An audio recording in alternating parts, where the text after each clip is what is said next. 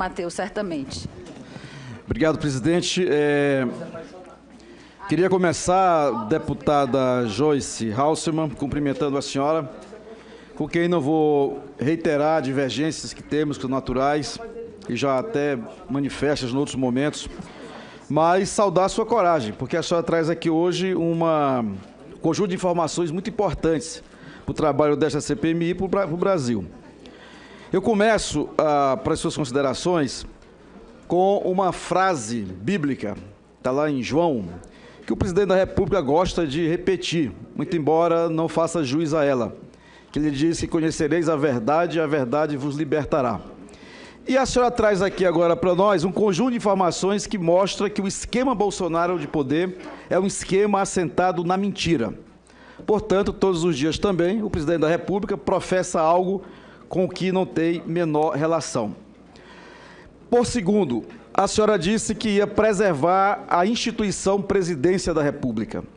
Por tudo que aqui exposto foi, a senhora não acha que o presidente da República mostra-se indigno da instituição Presidência da República?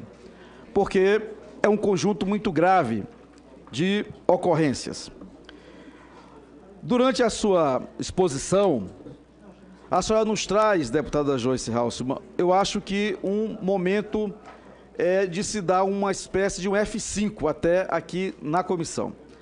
Porque a senhora traz muitas informações bem concatenadas, com começo, meio e fim, que nos apresentam um roteiro de providências imediatas em várias áreas, algumas aqui inclusive já mencionadas, que vão até o indiciamento. Investigações, indiciamentos, oitivas que precisam ser feitas aqui para contrapor as informações que a senhora trouxe.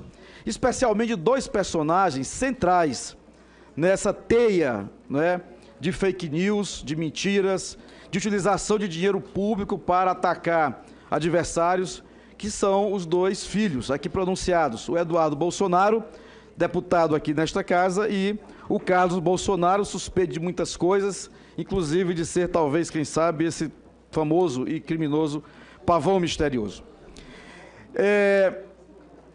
Esses fatos, de tal forma, vão sendo trazidos que a gente se estupefa com a forma natural com que vimos ali, no quadro de exposição, uma deputada federal se pronunciar num grupo e dizer: alô, milicianos.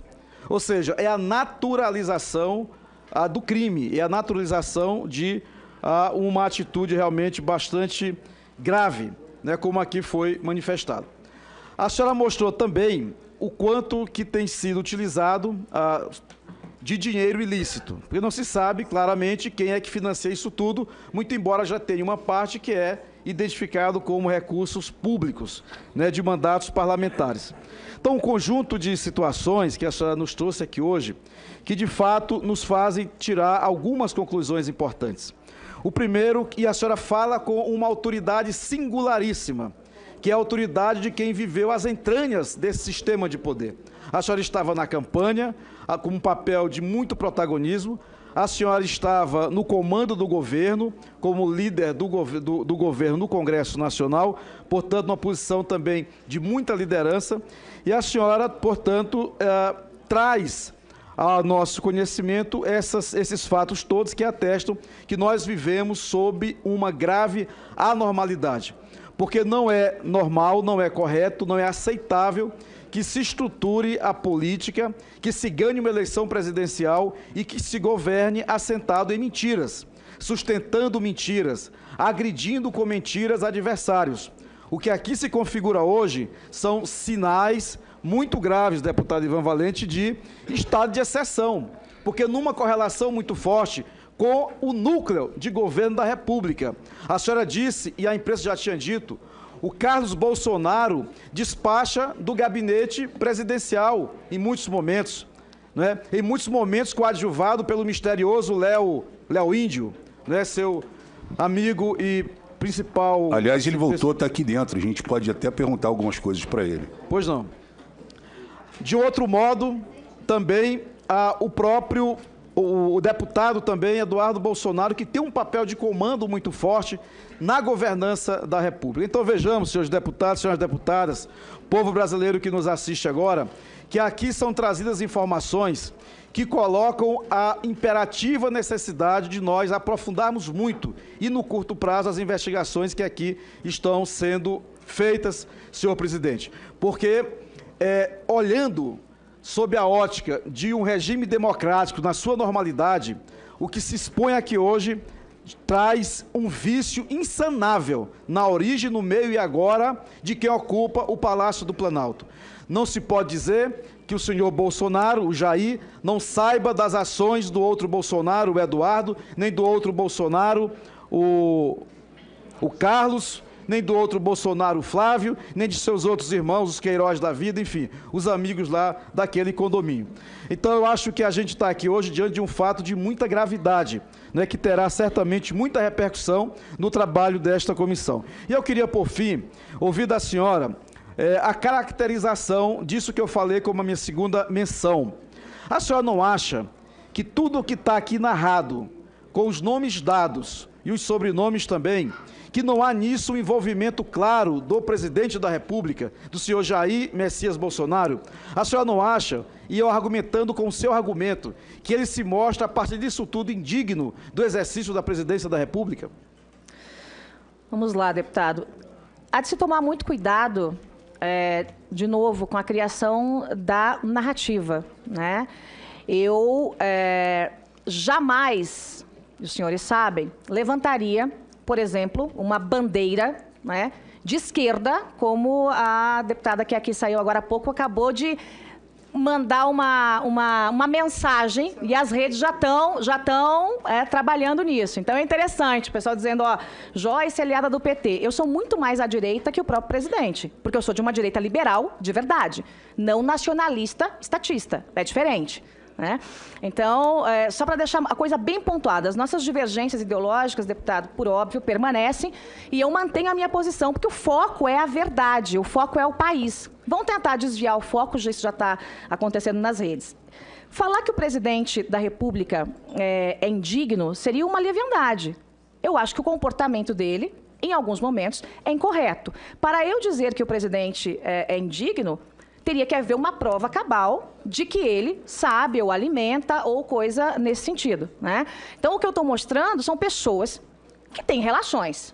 Tem relações. Um é ex-assessor, o outro é assessor, o outro é da cozinha, o outro... Então, são pessoas que têm relações há muito tempo, relações próximas, relações de amizade, que viajam junto, que viraram assessores, né? E que fazem parte de uma milícia para atacar pessoas e que têm um relacionamento próximo à família, né, do presidente. Então, eu não posso dizer isso.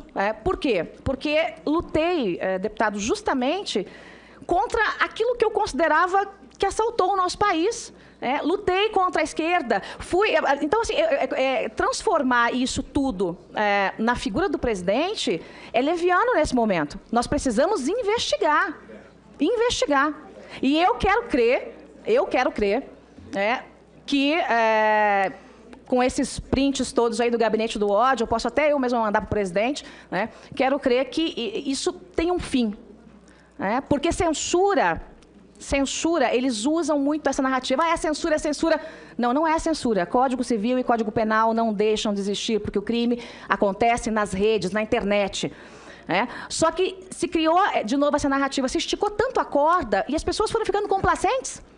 Tudo bem, um ataquezinho aqui, outro ataquezinho ali, e foi se esticando a corda. Hoje parece absolutamente normal para um grupo de pessoas, né, do país você denegrir absolutamente alguém, atacar uma reputação e destruir reputações. Mas veja, olha, a gente está tratando aqui de milícias digitais. Sim. Com tudo de danoso que elas realizam, de tudo de ilegalidade que elas cometem. O próprio filho do presidente da República, seu Carlos Bolsonaro, confessou, teve que fazê-lo, que usa a conta do pai. Sim. Que é a conta do presidente da República. Sim. Que ocupa a presidência da República, por óbvio, como a senhora gosta de repetir. Então é por isso que eu fiz essa anotação, porque a senhora não precisa afirmar.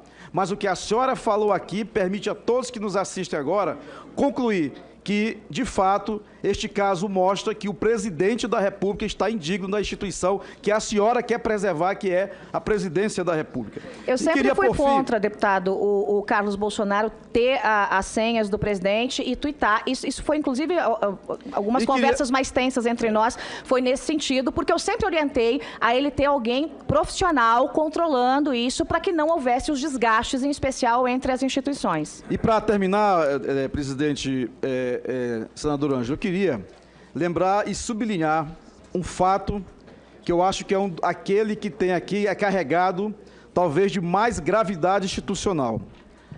Milícia é muito grave, tem que ser apurado. Nós temos que trazer para explicar aqui o senhor Eduardo Bolsonaro. Ele deve ao país uma explicação. O senhor Carlos Bolsonaro tem que vir aqui, ele deve uma explicação ao país. Não podem ser preservados por serem filhos do presidente da República. Ao contrário, devem vir até por esta condição que tem, convocados.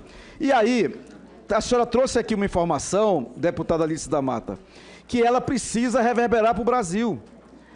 Como é que se admite que o filho do presidente da República, vereador, lá em Rio de Janeiro, portanto, sem nenhuma função na República, no comando da República, tenha ousado ter o desplante, a arrogância, a estupidez autoritária de querer desenhar uma ABIN paralela no coração do governo, deputado Rui Falcão?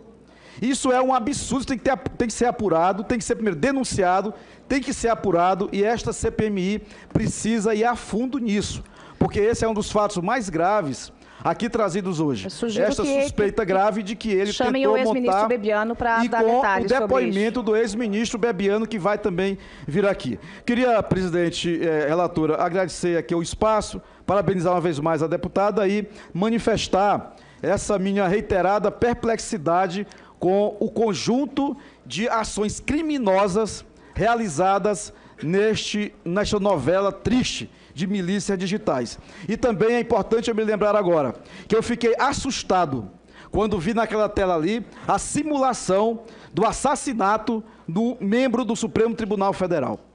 Isso não pode se rir disso, isso não é pequeno, isso não é de menos. Isso tem um efeito simbólico demolidor, devastador, incitação ao crime físico e ao crime institucional. E foi mostrado ali, e eu confesso à senhora e aos senhores e às senhoras que eu fui tomado até de perplexidade, de choque. Eu disse, a que ponto chegam? Então, a gente precisa que a gente recupere a civilidade, as boas práticas da política, o respeito às instituições e que a gente diga não veementemente a quaisquer tipos de milícias. Sejam aquelas lá que o Queiroz conhece bem, sejam essas que o Eduardo Bolsonaro e o Carlos Bolsonaro tão bem, infelizmente, manejam, coadjuvados por muita gente, inclusive por parlamentares que estão aqui na casa.